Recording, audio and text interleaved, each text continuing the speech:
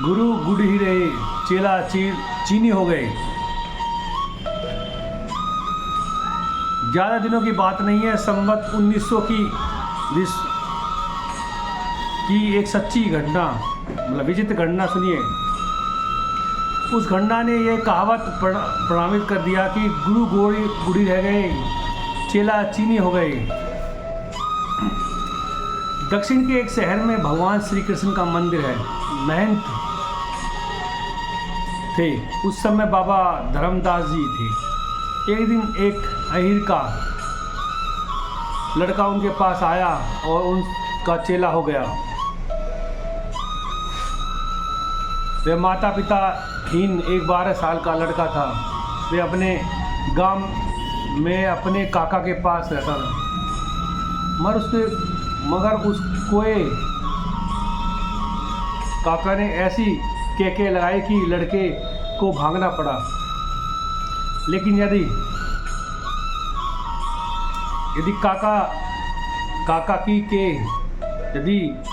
काकी के न होती तो वह वहाँ से भागता और न विशाखापट्टनम के मंदिर का महंत ही बन सकता था।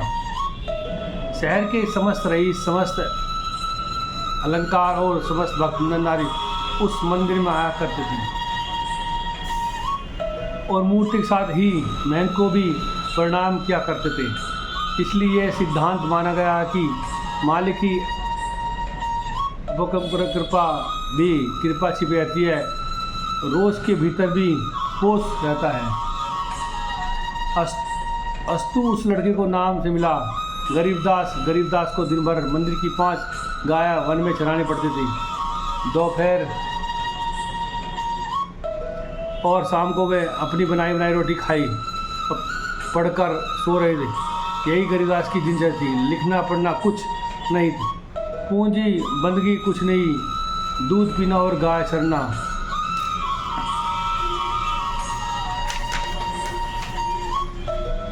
एक दिन आए एक आदिवासी महंत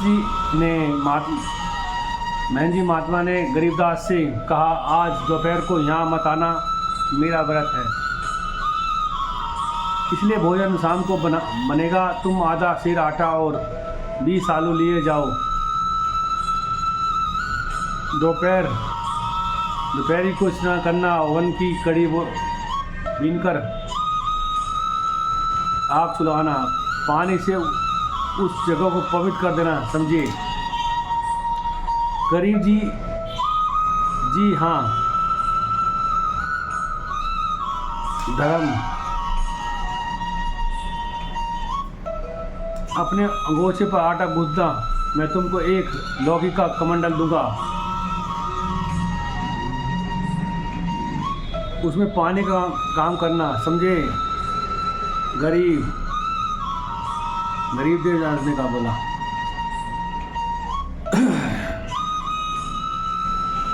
समझे। धर्म आधा पाव के चाट टिक्कर बनाना, फिर आलू भूनना। आज नमक नहीं खाने चाहिए, इसलिए नमक नहीं दूंगा, समझे। गरीब दास समझे तो अपने आलू में भी अपने पास रखिए, समझे। बाबा धर्मदास का तकिया कलाम था, समझे। चेला गरीबदास ने भी वे तकिया कलाम से कर लिया। इस खरपत पे बाबा जी नाराज नहीं हुए, किंतु प्रबुद्धित हुई कि चेला ने एक बात तो सीखी,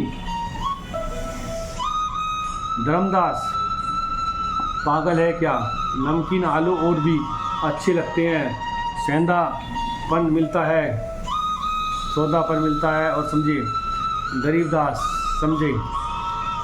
धर्मदास जब भोजन बन जाए तब अपने गले का हीरा उतारना, और समझा गरीबदास समझे हीरा कैसा, समझे। गरीबदास समझे हीरा कैसा, समझे। धर्म जिस दिन तुझे चेला किया था उस दिन तेरे गले में 1 साल ग्राम की मूर्ति ताबीज बनाकर बांध दी थी, उसी को हीरा कहते हैं, और वह तबीज है कहाँ है, तेरा गले को तो सुना ही, समझे। गरीब समझे उतार कर फेंक दीजिए, समझे। धर्म बड़ा गधा है, कहाँ फेंक दिया, समझे। गरीब छप्पर में खुरस दिया है, समझे। धर्म दास पूरा उल्लू मालूम पड़ता है, समझे। अबे उसे फेंक फेंक क्यों दिया, समझे। गरीब गले में पत्थर बांधने से क्या फ़ायदा, समझे। सोते समय कभी कभी वह गले के नीचे आ जाता है तो मालूम पड़ता है कि जान गई, समझे। मैं उससे नहीं पहनूंगा, समझे। धर्मदास अरे राम राम, चेला है कि चेला, समझ ले आ उसे मेरे पास, समझे। गरीबदास घबरा गया। कहा वृद्ध साधु उसे उस नायक पत्थर के लिए पीटने लगे। ये सोच कर वे झटपट ताबीज खोज लाया और गुरु जी को दे दिया। धर्मदास देखो सच बच्चा, तुम अभी नादान हो, समझे। इस कपड़े के भीतर सालग्राम जी की मूर्ति है, समझे। मूर्ति के भीतर गोपाल जी रहते हैं, समझे।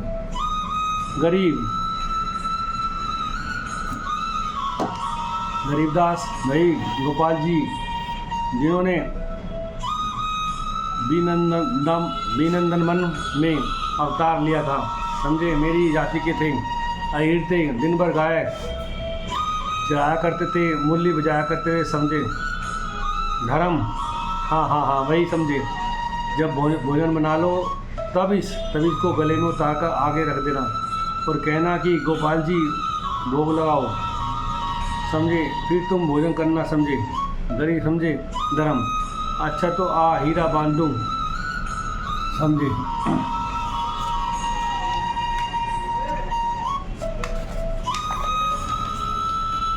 गरीबदास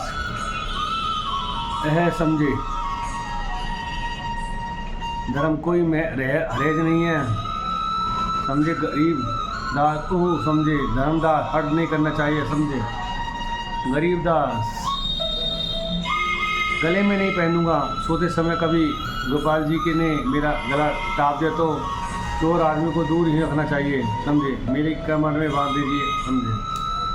धर्मदास हूँ, कमर में नहीं, आओ बाजू में बांध दो, समझे। हाथ जोड़कर आंखें बंद करके भोग लगाना चाहिए, समझे। गरीबदास ने अपना दाहिना हाथ आगे बढ़ाया दिया और बाबा ने ताबीज बाजबंद की तरह बांध दिया। इसके बाद आधा सिर आटा 20 आलू दिए, आधा पाव गुड़ इसलिए दिए कि बाबा जी उसकी बातों पर खुश हो गए। इसके अलावा उसने उनका तकिया कलम कंठ कर दिया और फिर एक टूबा देकर कहा, आ जाओ बाबा, हर एक आंसू को ऐसे ही करना पड़ेगा, समझे।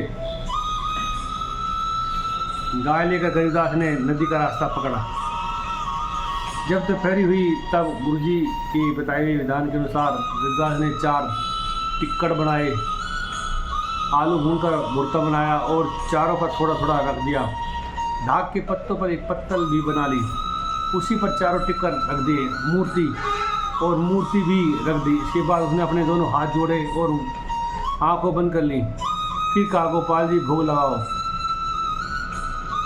आंखें खोलकर गोपाल जी ने देखा कि 4 रोटी जो की तो लगी है, एक भी कम नहीं हुई है, यानी गोपाल जी ने भोग नहीं लगाया।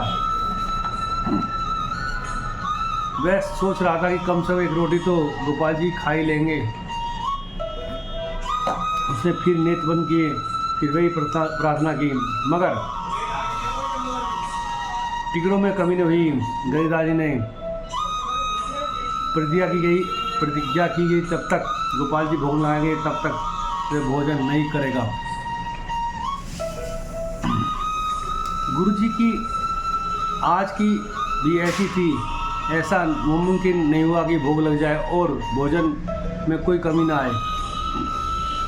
दोपहर के 11 बजे से गरीबदास को ये हरकत शाम के 4 बजे तक जारी रही।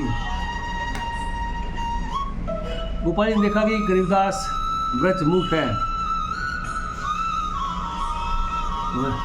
गोपाल जी प्रकट हो गए और वे यहाँ तो हाँ ब्रज पंडित के सामने प्रकट हुए या ब्रज मूर्ख के बीच वालों या ही मुंह उठाए बैठे रहते हैं। अब की बार गरीबदास ने जो नेत्र खोले तो देखा कि एक 12 साल का लड़का बैठा हुआ है, एक टिक्कड़ खा रहा है। गरीबदास, गोपाल जी तुम बड़े सुधारो।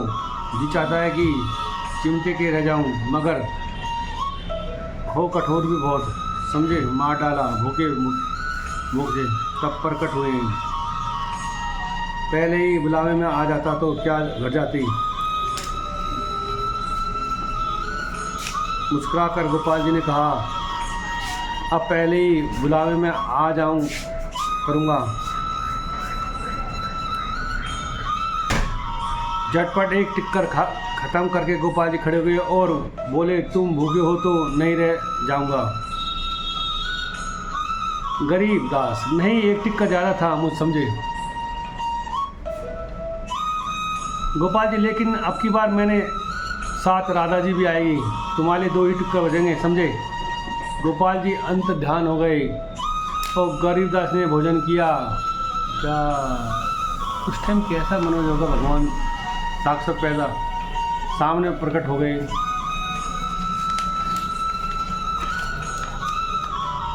अपना काम करने लगे। उनकी खुराक आधी शेर की थी, आज वह भूखा रह रहा था। फिर एकादशी आई, बाबा जी ने आटा दिया, तब गरीबदास ने कहा, पहली एकादशी में अकेले ठाकुर जाए थे, इसकी बार अब की बार ठकुरानी भी साथ आएगी, पाप भर आटा दीजिए, समझे। बाबा जी ने सोचा भूखा रह गया होगा इसलिए बकवास कर रहा है, बेपरवाही के साथ 3 पाव आटा तोल कर दे दिया, आलू भी तोल कर दे दिए। बाबा जी ने उसकी बात समझनी नहीं आई, समझी नहीं, सुनी तो दिल लगी मानी। दोपहर को वही लीला हुई। 6 टिक्कर थे, सब पर नमकीन आलू का भुर्ता रखा था। जो ही ठाकुर जी को बुलाया तो ही ठाकुर रानी सहित आप आ गए। 2 टिक्कर भोग में ही चले गए, 2 रोटी खा के चले गए वो। गोपाल दास भूखे तो नहीं रहे। गरीबदास उस दिन तो 3 ही टिक्कर बचे थे, आज 4 बचे हैं, भूखा नहीं रहूँगा, समझे। गोपाल दास, परंतु आपकी बार एकादशी में शेर भर आटा लाना, नहीं तो भूखे रह जाओगे, समझे। गोपाल जी चले गए। गरीबदास जी भोजन करने लगे।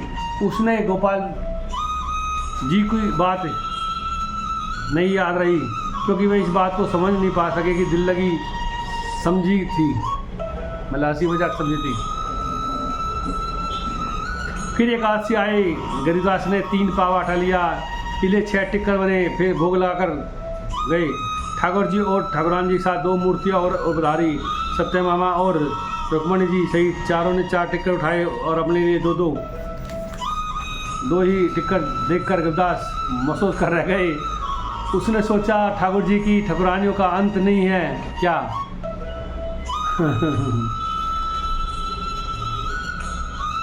जब सब लोग खा पी चुके तब हंसकर गोपाल जी ने कहा, कहो गरीबदास जी, मैंने कहा नहीं था आटा शेर भर लाना। खैर अब की बार एकादशी पर 1.5 शेर आटा लाना, समझे।